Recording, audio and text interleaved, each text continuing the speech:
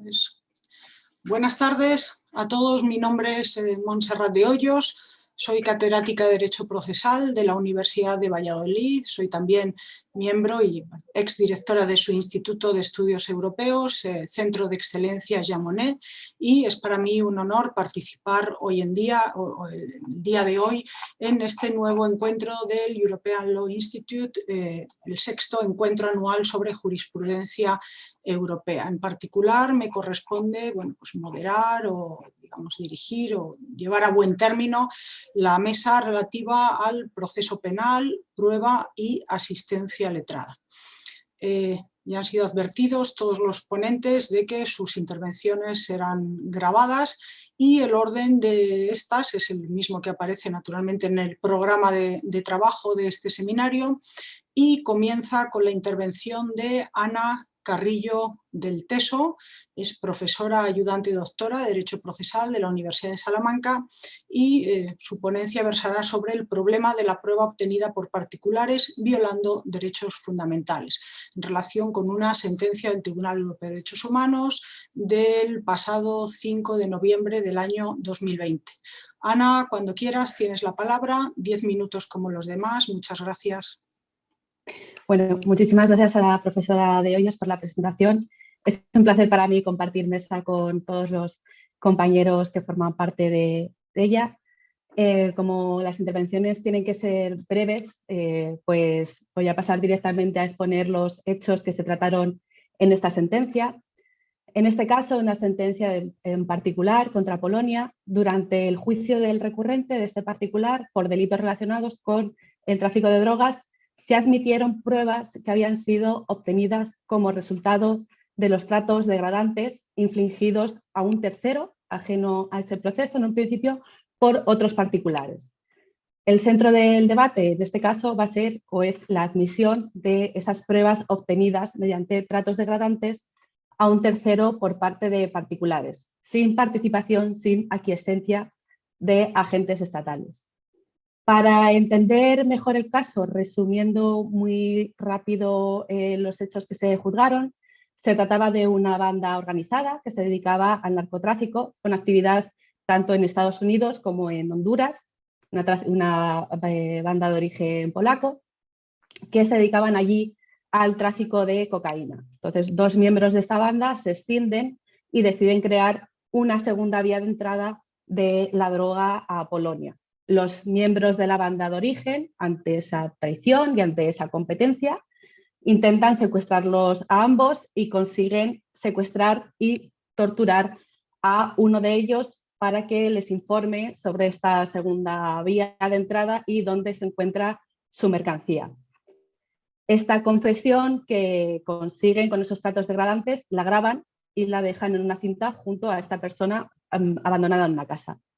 La policía, al investigar el secuestro de este particular, encuentra la cinta y la transcribe. Años después, esta transcripción es utilizada en el juicio contra su compañero en esta escisión, en un juicio que se abre gracias a una información recibida de Estados Unidos, una cooperación policial en el marco de una investigación contra el narcotráfico en ambos países. Por tanto, la confesión es obtenida o esa información es obtenida mediante tratos inhumanos, pero por particulares y de un tercero. Esa información se obtiene de un tercero, no del propio condenado. Resumiendo la doctrina del Tribunal de Estrasburgo, en este caso,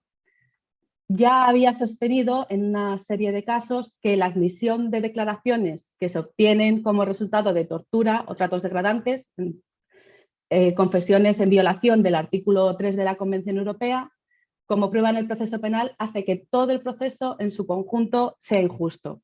Pero el hilo conductor de aquellos casos había sido siempre la participación de agentes del Estado en la obtención de estas declaraciones impugnadas o bien del acusado o bien de un tercero. La cuestión que se plantea como novedosa, en este caso el tribunal, que nos había planteado antes, es si esta misma ecuación, es decir, considerar que se viola el artículo 6 de la Convención, el derecho a un proceso justo, porque se da entrada a una prueba obtenida violando el artículo 3, la prohibición de la tortura, puede ser aplicable a este presente caso en el que la información se obtiene de un tercero mediante tratos degradantes, pero por particulares, a pesar de que las autoridades son completamente ajenas a la obtención de esta información. Se estudian entonces dos cuestiones. La primera, si esos tratos o si esa información obtenida del particular en contra de su voluntad debe considerarse como resultado de tortura o de tratos degradantes de la violación de la prohibición del artículo 3. En este caso, el Tribunal de Estrasburgo considera que no es necesario entrarlo a discutir, no es necesario determinar si ese trato se puede calificar como tortura o como trato degradante a tenor del artículo 3 de la Convención, porque por el material del que disponen, incluso por la sentencia de primera instancia en Polonia, no se deja lugar a dudas, nunca se discute que los tratos a los que se sometió a ese tercero, a ese socio del condenado, eran constitutivos de una violación del artículo 3 de la Convención Europea. Así que la información que se extrajo fue violando ese artículo. Se incumplió también la obligación positiva que tienen los estados respecto a ese artículo, es decir, garantizar que los particulares no son sometidos a ese tipo de tratos. En segundo lugar, una vez que se constata o se determina que se ha violado el artículo 3, lo segundo que hay que determinar es si por la entrada de esa prueba, violando el artículo 3, se ha violado también el artículo 6 sobre el proceso justo. El hecho es que el Tribunal de Apelación en Polonia ni siquiera abordó este argumento del recurrente de que la grabación que impugnaba se obtuvo como resultado de tratos degradantes, sufridos aunque fuera a manos de particulares, y por tanto la cuestión conexa de la falta de fiabilidad de esa prueba que se había utilizado. El Tribunal de Estrasburgo mantiene que siempre la utilización en un proceso penal de pruebas obtenidas como resultado de este tipo de tratos, independientemente de si se califica como tortura, como trato inhumano o como trato degradante, hace que el proceso en su conjunto sea automáticamente injusto. E independiente también del valor que haya tenido esa prueba a la hora de en la toma de decisión del Tribunal de Instancia. El principio antes mencionado, esa obligación positiva del Estado para garantizar que no se viola el artículo 3, debe ser igualmente aplicable hacia la admisión de pruebas obtenidas también por parte de un tercero resultado de estos malos tratos, o sea, hayan sido infligidos por particulares o por autoridades. Independientemente de su clasificación, la obligación positiva del Estado sigue siendo la misma. En este caso, el Tribunal de Apelación permite la utilización de esta prueba extraída del tercero, infringiendo esa prohibición absoluta de malos tratos y de tratos degradantes del artículo 3. Por lo tanto, el Tribunal de Apelación no tuvo en cuenta las implicaciones que esta decisión iba a tener para el derecho a un juicio justo del apelante. Además, el Tribunal Supremo de Polonia pues, ni siquiera entra a valorar el recurso del recurrente, del apelante, porque considera que está manifiestamente infundado, no lo valora, no emite ningún argumento sobre el mismo. Así que todo el proceso ha resultado injusto como consecuencia de esta serie, de esta encadenación de hechos. En cuanto a la aplicación a nuestro derecho, bueno, la admisibilidad de la prueba obtenida por particulares con violación de derechos fundamentales, este tema que entra por primera vez en el acervo de la jurisprudencia europea, es precisamente el último hito de la construcción jurisprudencial de la teoría de la exclusión de la prueba ilícita en nuestro ordenamiento. En este sentido, es seminal la sentencia del Tribunal Supremo 116/2017, donde se plasma la denominada doctrina Falciani para la admisibilidad de esta prueba, con dos requisitos básicos. El primero, una ausencia de voluntad inicial por parte del particular de llevar a cabo posteriormente ninguna actividad probatoria en un proceso penal o del orden que sea. Lo segundo, la ponderación de la gravedad de la infracción cometida por el particular con el derecho afectado y con el bien jurídico en juego. Esta doctrina posteriormente ha sido refrendada por otros pronunciamientos también del propio Tribunal Supremo, que han complementado esta doctrina en diferentes ámbitos, como las investigaciones internas empresariales en 2018, donde se dio entrada a la doctrina Barbulescu, o los delitos cometidos en entornos privados, bueno, normalmente delitos de índole sexual. No obstante, sí que es verdad que el uso mecánico de la doctrina Falciani también ha sido criticado por la Sala Segunda en otro pronunciamiento también de 2018. Por otro lado, se prevé cierta regulación de la prueba ilícita en el actual anteproyecto de nueva Ley de Enjuiciamiento Criminal de 2020, que en el artículo 21.2 prohíbe tajantemente la admisión de pruebas que, directa o indirectamente, procedan de actos constitutivos de torturas, de tratos inhumanos o degradantes. Mis conclusiones. Bueno, la presente sentencia es muy clara en 2 puntos. Reitera que la prohibición de la tortura y de otros tratos inhumanos es absoluta, no cabe modulación en atención a un interés superior, aunque estemos persiguiendo el crimen organizado, no importa la seriedad del delito que se esté investigando o la efectividad de la persecución penal. El segundo punto, también reiterando lo expuesto anteriormente, una vez que se verifican estas torturas, estos tratos degradantes, la prueba que se ha obtenido por este medio debe ser excluida. Por tanto, si se utiliza en un proceso penal, todo el proceso va a devenir injusto.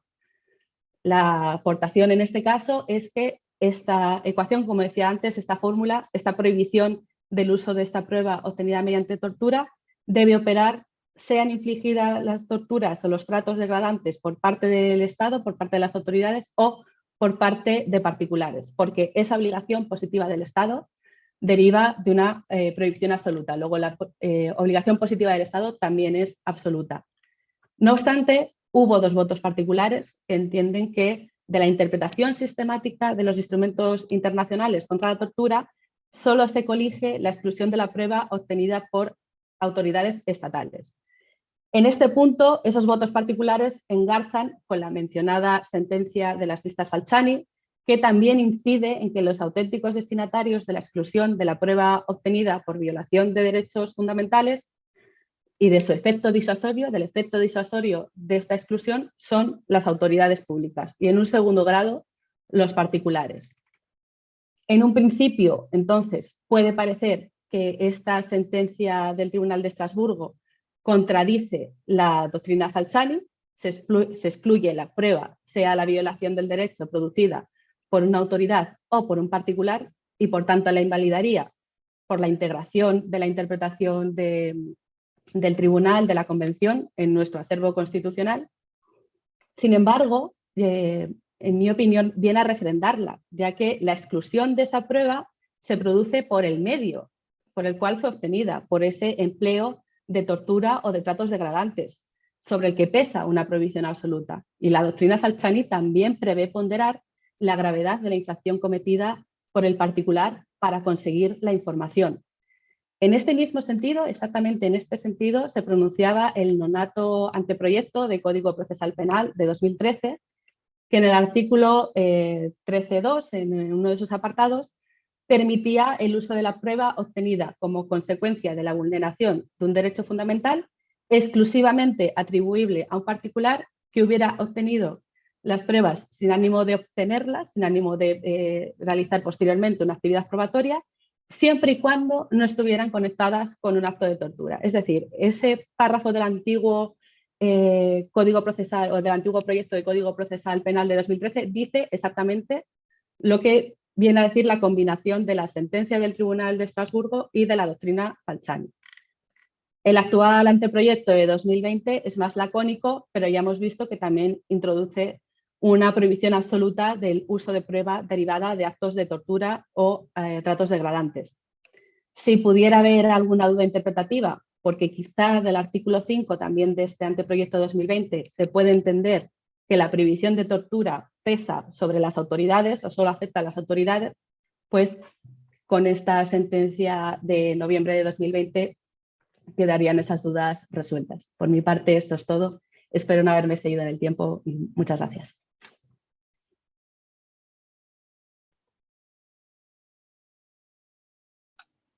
Muchas gracias, Ana Carrillo del Teso, por tu exposición y buena muestra, creo, del interés que plantea esta sentencia del Tribunal Europeo de Derechos Humanos de 5 de noviembre del año 2020, sentencia ZBIK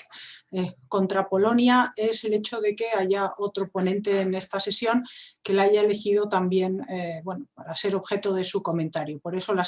se han colocado de forma consecutiva para que a continuación Juan Alejandro Montoro Sánchez, que es doctorando en Ciencias Jurídicas y Políticas por la Universidad Pablo de Olavide de Sevilla, pues nos haga su planteamiento, su resumen. Parece que la cuestión fáctica ya nos ha quedado clara, seguramente sea más interesante centrarse en los fundamentos jurídicos y sobre todo en la valoración que a Juan Alejandro le merece esta sentencia del Tribunal Europeo de Derechos Humanos, vista desde luego desde la perspectiva del ordenamiento español como complemento a lo que ya se ha dicho anteriormente. Juan Alejandro, tienes la palabra, 10 minutos igualmente, cuando quieras, gracias. Lo que estaba comunicando era que, aunque el tiempo apremia, sí me gustaría felicitar a la organización por todo el trabajo que han realizado para que este congreso sea realidad y por su indiscutible éxito. Y también, por supuesto, que agradecer la posibilidad que me han dado de participar y compartir mesa con todos aquí presentes, y especialmente con mi maestro, el profesor Colomer. La sentencia que voy a comentar es también la misma que ha comentado la profesora Carrillo, y yo voy a centrarme en la trascendencia que esta sentencia tiene para el orden interno, y particularmente en la jurisprudencia nacional que ha comentado la compañera, que deriva de la sentencia Falciani y la posterior ratificación del Tribunal Constitucional. Esta sentencia, la Falciani, la 116 de 2017, como sabrán, vino a ofrecer una interpretación nueva de la regla de exclusión probatoria del artículo 11.1 de la Ley Orgánica del Poder Judicial y estableció en la práctica un nuevo muro de contención a la aplicación de esta regla. En particular, pues esta doctrina lo que hizo fue institucionalizar como nueva regla de sección general a la operatividad de la regla de nulidad que la prueba obtenida por particulares con vulneración de derechos fundamentales no debería excluirse del repertorio probatorio siempre que la actuación del particular presentara una desconexión total de cualquier actividad estatal y no tuviera como origen la búsqueda de pruebas o de prefabricación de ellas. Toda vez que, según el Tribunal Supremo, este artículo, el 11.1, adquiere verdadero sentido únicamente frente a la actuación de las autoridades y funcionarios públicos. Con ello, el Tribunal Supremo lo que vino a situar como fundamento último y preponderante de la regla de exclusión es la necesidad de disuadir la actividad policial de búsqueda de elementos probatorios que se sitúa al margen de las garantías fundamentales que se proclaman por la Constitución. Esta doctrina, posteriormente, fue avalada por el Tribunal Constitucional en su sentencia 97 de 2019, y en la que, sin llegar a excluir expresamente la operatividad de la regla a los particulares, sí precisó que para que tuviera relevancia constitucional, la vulneración del derecho fundamental sustantivo debería de existir, por un lado, un nexo o conexión entre la acción lesiva del derecho fundamental y el proceso que fuera capaz de proyectar o de efectuar un menoscabo efectivo del equilibrio de las partes y de la igualdad,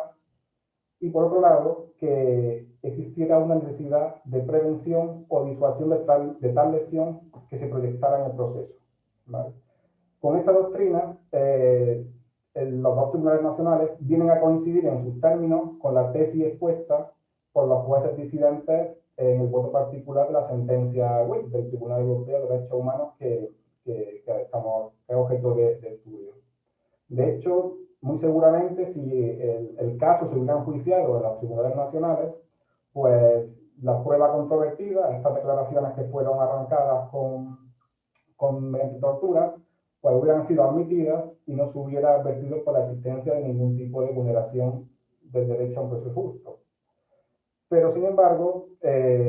lo cierto, para trasladarlo a la vulneración de derechos, de los demás derechos que pueden verse afectados a través de la obtención de la prueba, y particularmente a lo reflejado en el artículo 18, lo cierto es que la extrapolación las conclusiones de las reglas que se derivan de esa sentencia puede verse dificultada por el hecho de que el derecho que se ve afectado en ese caso era el derecho absoluto a la prohibición a ser sometido a tortura o trato inhumano, que puede decirse es el único derecho absoluto de los relacionables con la actividad probatoria. ¿De acuerdo? En todo caso, sí considero que es posible extraer algunas consideraciones que permiten explorar estas conclusiones de la sentencia del Tribunal Europeo a los supuestos más usuales en la práctica, como por ejemplo, pues, a la afectación al derecho a la intimidad, al secreto de las telecomunicaciones o a la protección de datos de carácter personal. Para ello, no debe perderse de vista que el Tribunal Europeo pone énfasis en una circunstancia que nuestros tribunales dejan en un lugar secundario y a la que no otorgan, según mi parecer, la misma trascendencia procesal. Y es que la lesión que se provoca en el derecho fundamental sustantivo con la ocasión de la actividad de obtención de pruebas, ¿vale?, es susceptible de afectar en ciertos supuestos por sí misma y sin necesidad de que exista un nexo procesal al derecho a un proceso justo, con todas las consecuencias que ello lleva aparejado. Puede comprobarse como el tribunal hace mención específica a que la prueba obtenida mediante torturas de cierta gravedad, con independencia de que hayan sido determinantes para una condena, ¿vale?, afecta a la propia integridad del proceso, incluso a su esencia, a la esencia del Estado de Derecho, no admitiendo en ningún caso que sea sometida a ponderación de los bienes y derechos en juego. Bajo mi punto de vista, no hay razones que impidan que este razonamiento sea extrapolable a ciertas lesiones o injerencias especialmente intensas y las más graves que afecten al núcleo duro y esencial de derechos como los que he mencionado. Y ello por los siguientes motivos. En primer lugar, porque es indudable que estas acciones también dañan y ponen en duda a la propia esencia de la justicia, las lesiones a estos derechos fundamentales. En segundo lugar, porque cualquier prueba obtenida por un particular bajo estos modos también pueden considerarse poco fiables, injustas o incompatibles con los principios de la administración de justicia, como garantes de los derechos del ciudadano, que también es un factor a los que hace referencia esta sentencia. Y no puede obviarse que la obtención sin garantía y al margen de cualquier procedimiento o regla legal de estas pruebas empañan gravemente la fiabilidad y la integridad de estos medios, tratándose de pruebas que no reúnen la calidad exigida por la jurisprudencia del Tribunal Europeo de Derechos Humanos. Y en tercer y último lugar, y muy conectado con el punto anterior, porque la obtención de estos medios de prueba se encuadra en un ámbito que escapa al conocimiento de los jueces, en realidad, y que puede impedir el ejercicio efectivo de los derechos a la defensa y contradicción de un modo bastante elevado. Así, por ejemplo, lo ha estimado el Tribunal de Justicia de la Unión Europea en su sentencia reciente, la Quadrature del UNED, del 6 de octubre del año pasado, respecto a la posible utilización de datos de tráfico obtenidos de regímenes de conservación que no sean conformes con el derecho de la Unión. Considero que esta cuestión también es totalmente extrapolable a este tipo de pruebas. Por tanto, en los supuestos de lesiones más graves que afecten al núcleo de un derecho fundamental, considero que son aplicables directamente los parámetros de la sentencia WIC, y teniendo en consecuencia ser inadmitidas las pruebas que estuvieran viciadas de este tipo de injerencias. Con la única salvedad de que, al contrario de lo que considera la sentencia, la prueba que no resulte relevante para fundamentar una condena no debe por sí misma invalidar o afectar a la integridad del proceso, ¿vale? Esa sería la diferencia entre la lesión en un derecho fundamental distinto de la prohibición de las torturas y de las torturas, ¿vale? En todo caso, pues, tal y como se deriva tanto de esta sentencia como de la jurisprudencia nacional, sí es necesario y se exige un análisis individualizado de cada supuesto, pues de cara a examinar minuciosamente la concurrencia de los distintos parámetros que se han expuesto y ponderar en su caso las lesiones que se han producido con los intereses y derechos en juego, ¿vale? Así, de este modo, solamente cuando la lesión del derecho fundamental afecte a sus aspectos periféricos y no sea grave, sí sería posible, bajo mi punto de vista, aplicar sin tampoco mucha discusión los parámetros y los parámetros jurisprudenciales que se derivan de las sentencias parciales y del Tribunal Constitucional, ¿vale? Y nada, con esto acabo las conclusiones. Muchas gracias. Muchas gracias a ti, Juan Alejandro, por la concisión y por ajustarte al tiempo asignado. Y sin más, tiene la palabra, doy la bienvenida a Ignacio Colomer Hernández, todos sabrán, es catedrático de Derecho Procesal de la Universidad Pablo de la Vida de Sevilla y va a abordar una sentencia de nombre impronunciable contra Turquía, de 9 de marzo muy reciente, de este año 2021, y la cuestión versa sobre la exclusión probatoria de las grabaciones telefónicas obtenidas en una investigación penal para su uso en un procedimiento disciplinario. Gracias, Ignacio, es sin duda un tema de tu especialidad, así que te escuchamos con ganas y seguro que tienes muchos comentarios que hacer respecto de esta sentencia. También 10 minutos, cuando quieras, tienes la palabra. Muchas gracias, Monse. Lo primero, ¿se me escucha bien, no? Sí, sí, sí. Vale, sí. perfecto. Lo primero, agradecer al profesor Ruda, a la profesora Jerez y a la profesora Cúbica la dirección de esta nueva edición del Spanish Hub y también, por supuesto, a todos los que estáis colaborando, moderando y trabajando para que esto llegue a buen puerto y sea una actividad de tanto interés y de tanta relevancia como la que es todos los años. También quiero agradecer esa participación no solo a ti, Monse, sino también a la profesora Isabel Oviña, que está entre los asistentes y que modera la otra mesa de procesal penal. Bien, algunas consideraciones respecto a esta sentencia de nombre impronunciable, como tú decías, que la tengo aquí delante para ver si era capaz de repetirlo, lo diré una sola vez, ya no lo demás. El caso es Eminegaglu contra Turquía, es del 9 de marzo del 2021. Este supuesto, en este caso, se afectan, se debaten pues varias cuestiones, pero la que me interesa y la que quiero un poco transmitir es la vinculada con la afectación del derecho fundamental previsto en el artículo 8, es decir, el derecho a la intimidad y a la vida privada. Básicamente los hechos son los siguientes. El señor de nombre impronunciable es sometido a una investigación penal y en el seno de una investigación penal se obtienen unas grabaciones de unas comunicaciones telefónicas. Esas grabaciones, esas comunicaciones telefónicas, posteriormente son filtradas a la prensa y aparte que son filtradas a la prensa, son utilizadas como base como base probatoria de un procedimiento disciplinario. Este señor es fiscal y, bueno, pues le trasladan de lugar de trabajo, de Ankara lo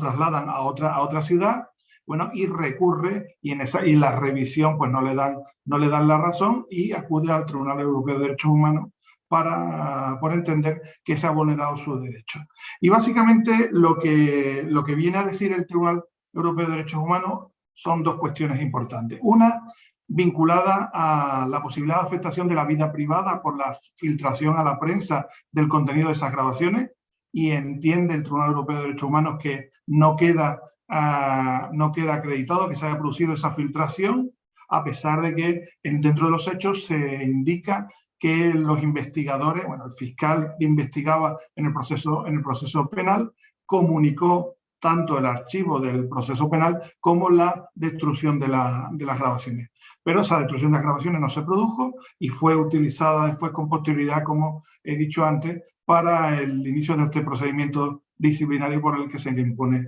la sanción. Básicamente, la cuestión es que dice, y la resolución lo que sostiene es que se afecta el derecho a la intimidad porque se han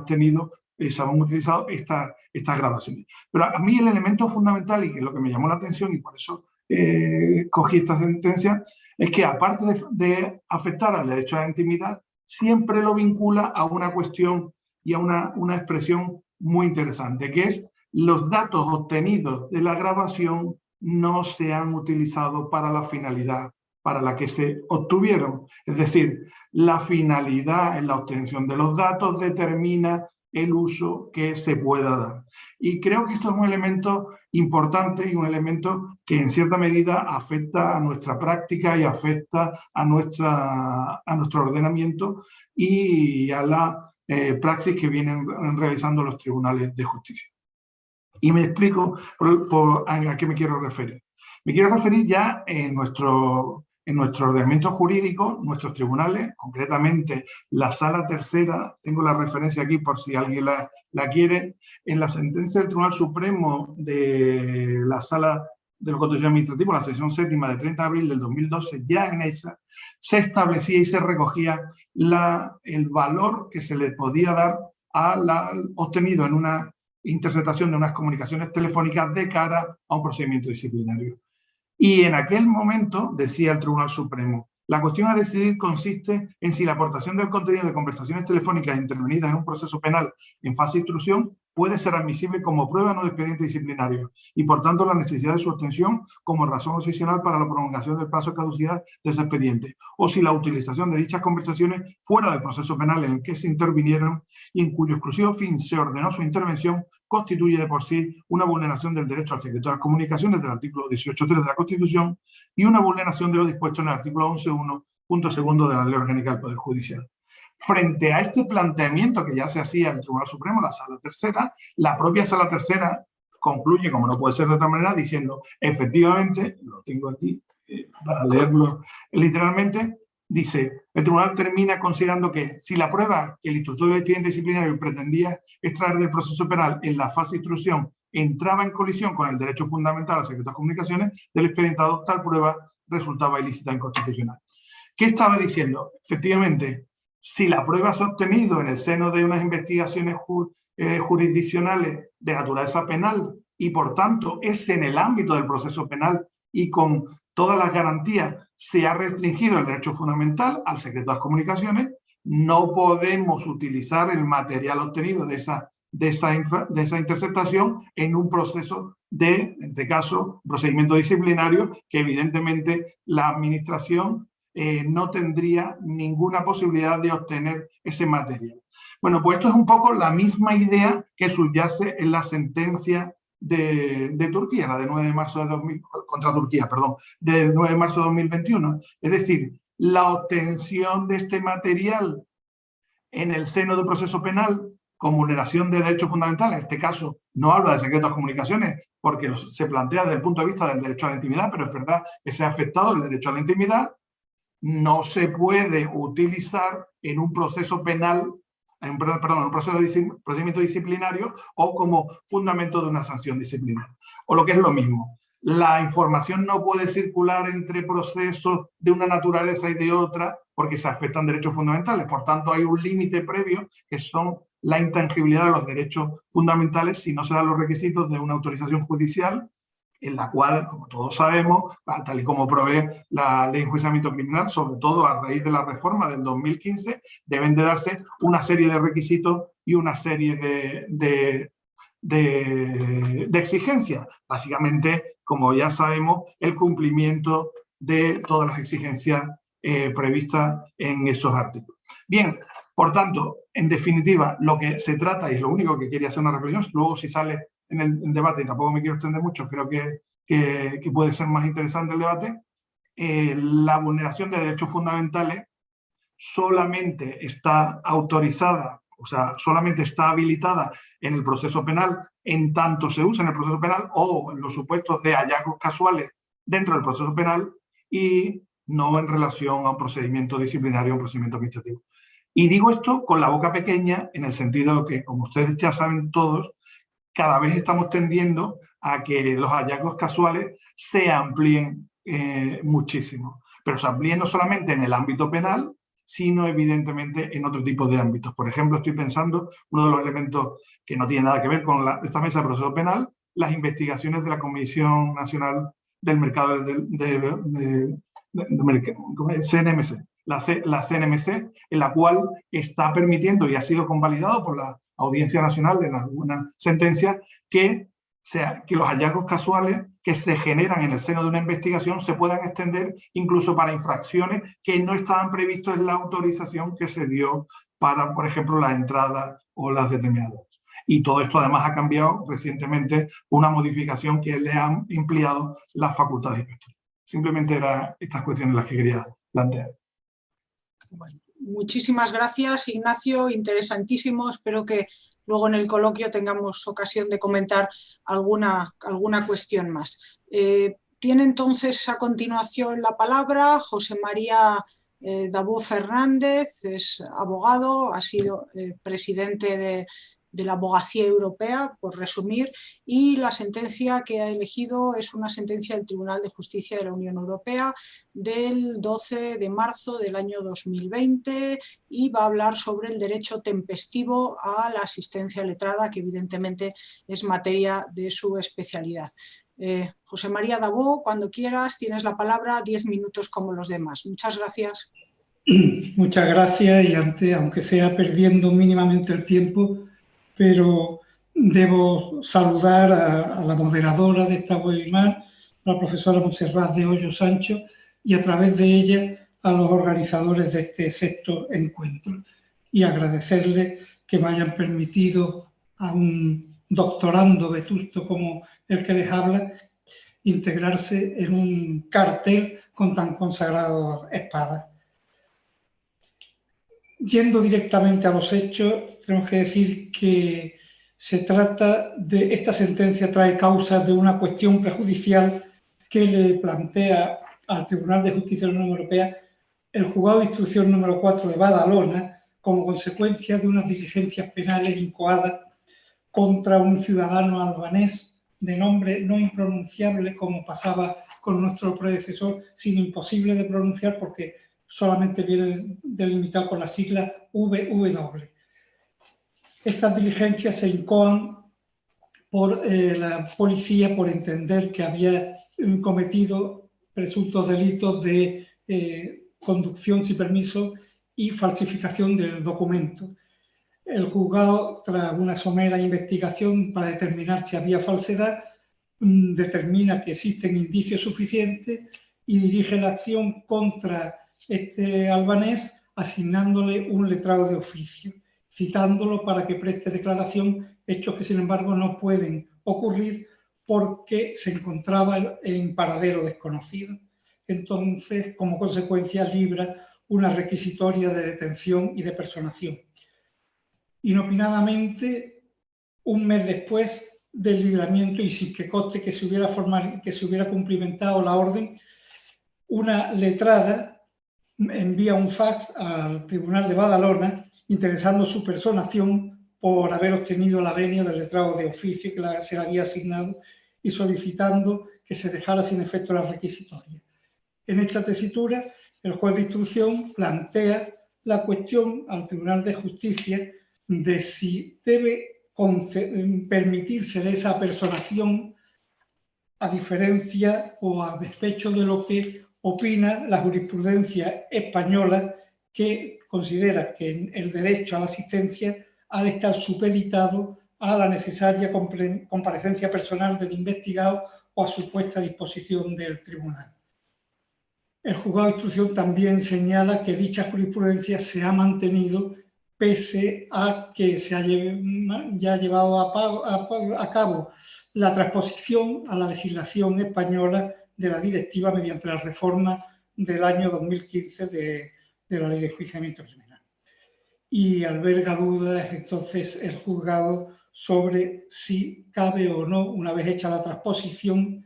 permitir que se siga demorando la asistencia letrada a quien no ha comparecido voluntariamente ante el tribunal. La sentencia, y me voy al fallo directamente, dice que la directiva 2013/48 del Parlamento, y en particular su artículo 3, apartado 2, debe interpretarse a la luz del artículo 47 de la Carta de Derechos Fundamentales, en el sentido de que se opone a la normativa nacional tal como la ha interpretado la jurisprudencia nacional española. Para llegar a esta conclusión, la sentencia indica que, a la vista de los alegatos formulados en el procedimiento por el gobierno español,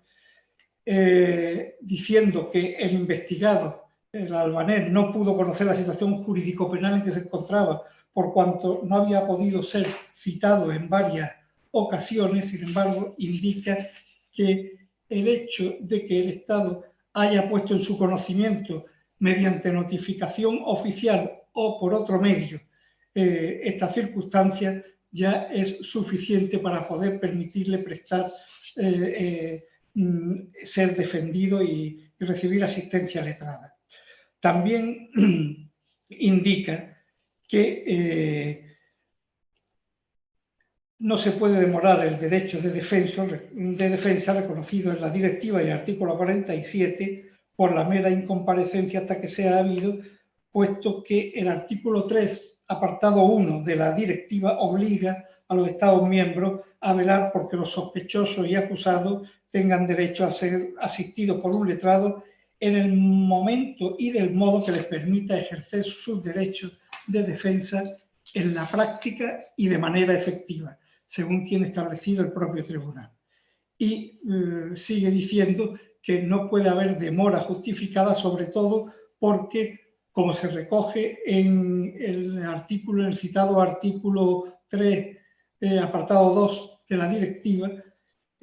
hay unas circunstancias que previenen la necesidad imperiosa de prestar asistencia, y es antes de que sea interrogado por la policía, en el momento en que se realice una actuación de investigación o de obtención de pruebas, tras la privación de libertad o con la suficiente antelación cuando el sospechoso o acusado sea citado a personarse ante el tribunal, como sería este el caso. Y sigue diciendo que, puesto que el interesado fue citado, por tanto, ya el hecho de que haya sido citado o no es una cuestión puramente material que no afecta a este derecho. Las conclusiones que obtengo de esta sentencia, que no dudo en calificar de francamente mejorable, son, por un lado, que resulta totalmente intempestiva, y ello porque ya la jurisprudencia nacional había iniciado un giro a raíz de la transposición de la Directiva 2013 a la legislación española en el año 2015. Y prueba de ello es la sentencia de la Sala Primera del Tribunal Constitucional de 5 de marzo de 2018, en la que dice, analiza un juicio de valores sobre los valores en conflicto, el que mantiene la jurisprudencia española de mantener a disposición al sujeto investigado a disposición del tribunal, y el de prestarle asistencia letrada. Y aquí ya hace un juicio de ponderación esta sentencia y considera que prevalece la asistencia letrada. Y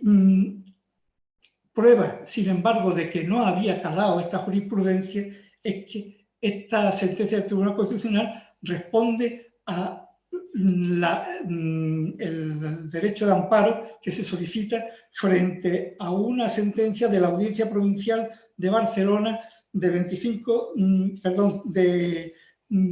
año 2016, del auto de la Audiencia Nacional del año 2016, en el que todavía no se admite eso y se hace prevalecer la puesta a disposición del sujeto a disposición del tribunal por encima del derecho a tener asistencia previa. Sin embargo, ya con posterioridad a esta sentencia del Tribunal de Justicia, la Audiencia Provincial de Barcelona ha dictado una sentencia que por ahora es la única que conocemos, de 25 de mayo del 2020, que ya recoge la doctrina de esta sentencia que estamos comentando. La sentencia carece de razonamientos adecuados, por cuanto hay que atender para ello a los razonamientos que hace el abogado general, que que realmente debería haber sido el objeto de la sentencia y no la dictada ahora.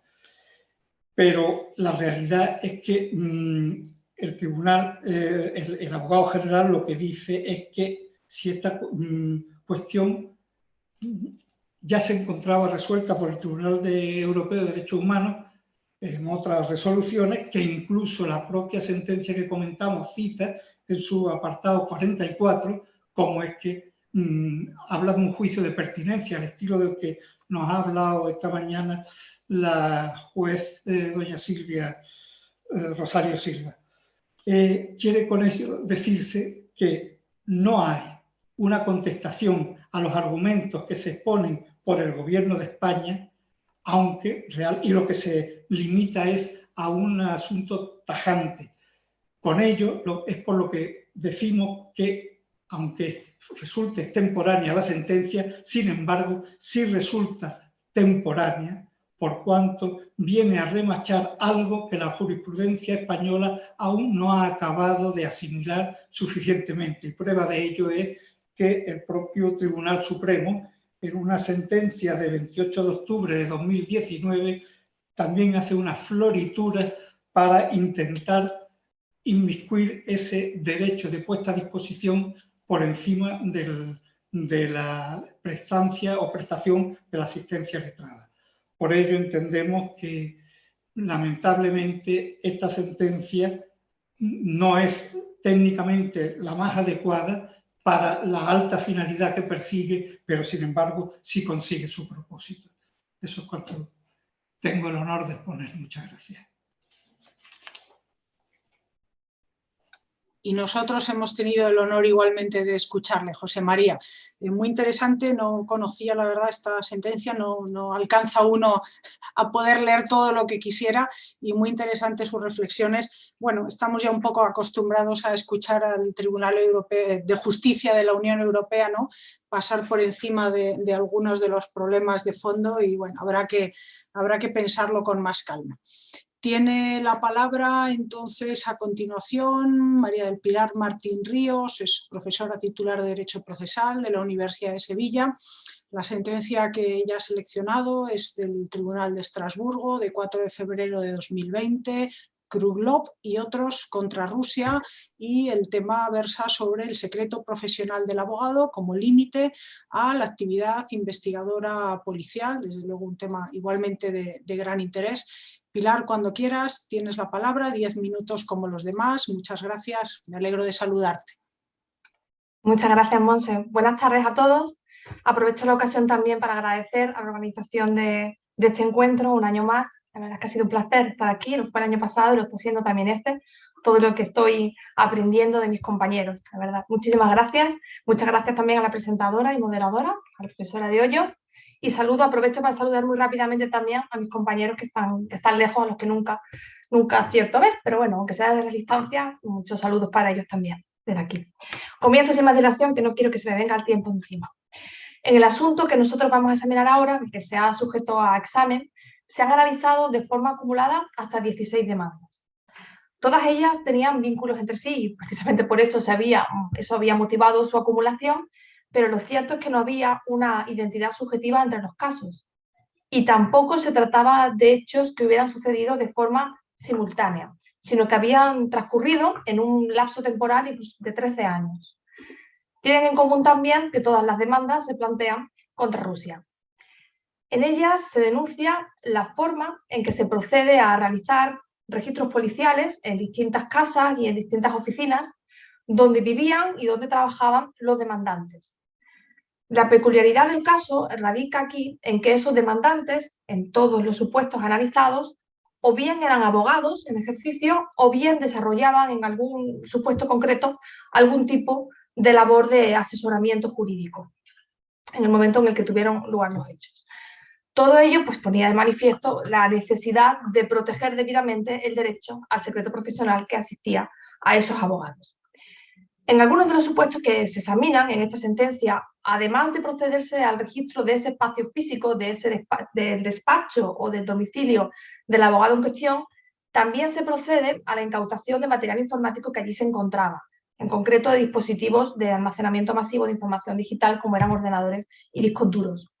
Los abogados en cuestión recurren ante los tribunales nacionales alegando el carácter ilícito de esas investigaciones. Sus peticiones son desestimadas y acaban por acudir al Tribunal Europeo de Derechos Humanos solicitando que se reconozca la violación del artículo 8 del Convenio Europeo relativo a la protección, al derecho al respeto de la vida privada y de la familia, el hogar y de la correspondencia, y al artículo 1 del protocolo primero también de ese convenio referido igualmente a la protección de la propiedad.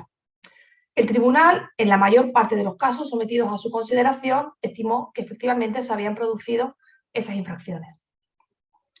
Destaca el tribunal en su sentencia que solo en uno de los casos examinados había realmente una investigación criminal abierta contra el abogado que había sido objeto de registro. Como señala la directiva a la que ya se ha hecho alusión, la directiva 2013/48 sobre asistencia letrada en los procesos penales, este precisamente es uno de los casos en que cabe limitarse, en cierta manera, el derecho a la confidencialidad en la relación abogado-cliente. Pero no sucedía lo mismo en 13 de los otros supuestos examinados. Respecto de ellos, se concluye que existe realmente una vulneración del secreto profesional de los abogados o de los asesores jurídicos. En los casos analizados, además, no se trataba de un registro cualquiera, que ya como saben, cualquier registro de por sí pues, viene rodeado de ciertas prevenciones, de ciertas cautelas, sino que aquí además los sujetos afectados eran abogados. Y como bien sabemos, el artículo 24 de nuestra Constitución reconoce ese secreto profesional como una garantía constitucional de configuración legal. Ese deber, que también a la vez es un derecho, de guardar secretos de esos abogados, igualmente se reconoce en el Estatuto General de la Abogacía y en el Código Deontológico, relativamente reciente, del año 2019, además del artículo 118, su apartado cuarto, de nuestra actual Ley de Enjuiciamiento Criminal, referido en este caso en concreto a la confidencialidad de las comunicaciones con su defendido. De acuerdo con el Tribunal, los Estados tienen una obligación positiva de garantizar esa confidencialidad en las comunicaciones, entendidas además de una manera bastante amplia, entre los abogados y sus clientes. Y en ese mismo sentido se pronunciaba precisamente esa directiva a la que hacíamos referencia hace un momentito, la directiva 2013/48, sobre ese derecho a la asistencia letrada a los procesos penales. Es evidente que esa confidencialidad de las comunicaciones entre un sospechoso o un acusado y su letrado es indispensable para garantizar un ejercicio efectivo de su derecho de defensa y por ende constituye una parte esencial del derecho a un juicio justo. Por lo tanto, cuando son abogados los sujetos a registros, hay un plus evidente que se añade a esos deberes generales de protección de la intimidad o de la privacidad. La confidencialidad de esas comunicaciones, abogado-cliente, es además una de las cuestiones sobre las que se han apreciado muy importantes diferencias entre los distintos ordenamientos nacionales. Y precisamente por esa causa se ha identificado como un obstáculo para la cooperación y una fuente de falta de confianza mutua. Por eso creíamos que era interesante presentar aquí cuáles eran las premisas que el Tribunal Europeo establece al respecto. De la sentencia que hemos analizado se desprende, en primer término, las carencias claras del ordenamiento jurídico ruso en cuanto a la motivación de las resoluciones judiciales que habilitan a la policía para proceder a practicar registros. No solo porque en esas motivaciones, un poco sui generis, no se especificaba cuáles eran los indicios que la fundamentaban, sino porque tampoco se concretaba cómo tenía que desarrollarse el registro, qué objetos podían ser incautados, etc. De una forma similar, el tribunal también entendió que la incautación de dispositivos electrónicos también resultó injustificada. No se explicaba el motivo por el que no se procedió a la copia de su contenido, en vez de a su incautación. Y tampoco se indicaba en qué medida esos dispositivos, cuya incautación además era evidente que causaba un perjuicio a los demandantes, eran objeto, eran instrumento o eran producto de algún hecho delictivo. En principio, nuestro sistema de garantías procesales parece más garantista, parece más completo que el entonces vigente en Rusia, cuando se dictaron las sentencias recurridas. Nuestro sistema claramente exige un control judicial, tanto a la hora de autorizar la práctica de ese registro, como, si fuera el caso, a la hora de procederse a un control ex post de la intervención. La situación en Rusia, en el momento analizado, era realmente diferente. Perdón, voy a beber agua porque estoy fatal con la alergia. Y me afecta mucho la voz. A diferencia, además de lo que sucede en Rusia, en España el secreto profesional se extiende a otros profesionales del derecho, como pueden ser los abogados, los procuradores y los graduados sociales, como saben. E incluso de acuerdo con el artículo 22 del nuevo Estatuto General de la Abogacía, que es muy reciente, que es de marzo pasado, que va a entrar en vigor en julio próximo, presumiblemente, se dice que el profesional de la abogacía deberá hacer respetar el secreto profesional a sus colaboradores y asociados, así como el personal correspondiente y demás personas que cooperen con él en su actividad profesional. Podrán observar que se trata de una interpretación que es bastante amplia de este derecho de deber, desde luego mucho más de lo que era la rusa. En nuestro país, además, también se satisface debidamente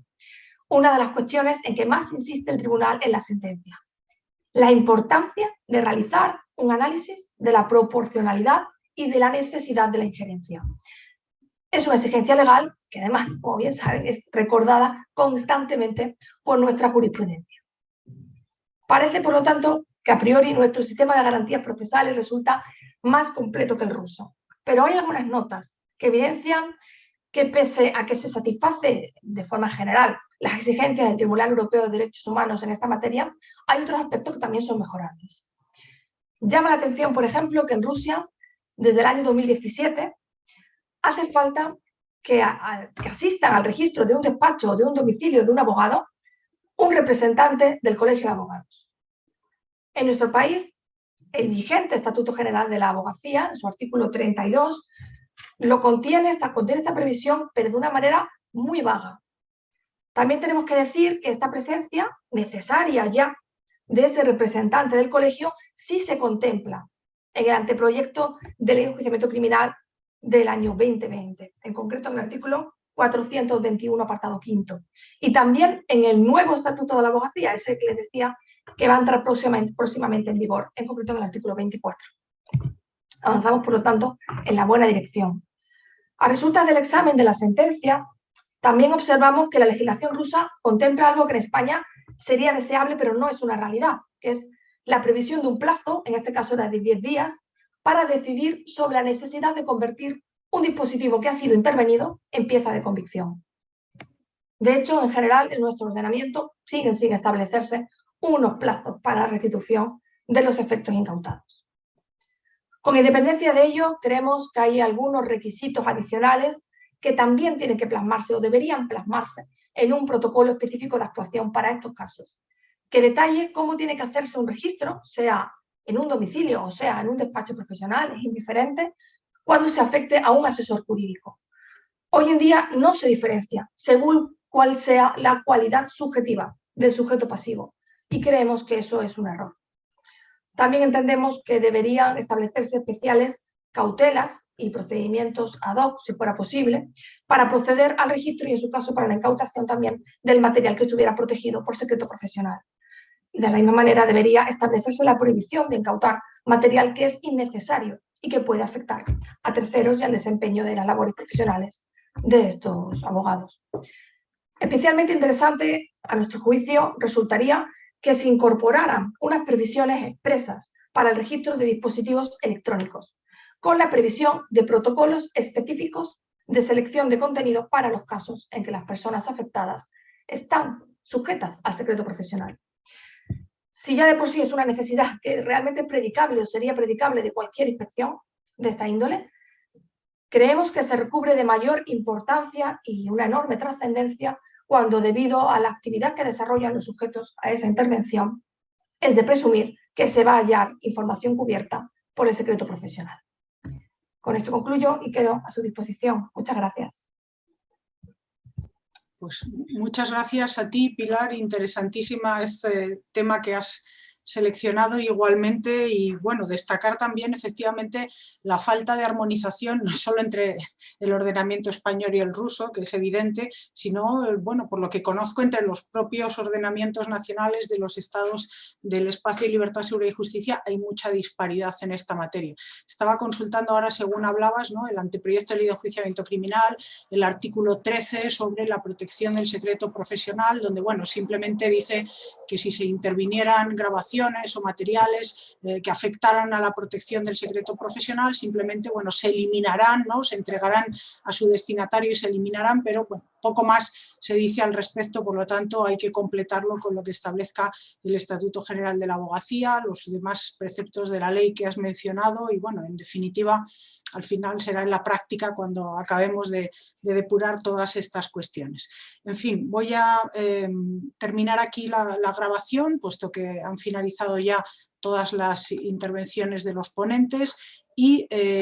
abrimos a continuación un turno de debate, preguntas o comentarios en el que, insisto, ya no estaremos grabando, sino, bueno, además así estaremos más cómodos seguramente en nuestras intervenciones. Gracias a todos, finalizo la grabación.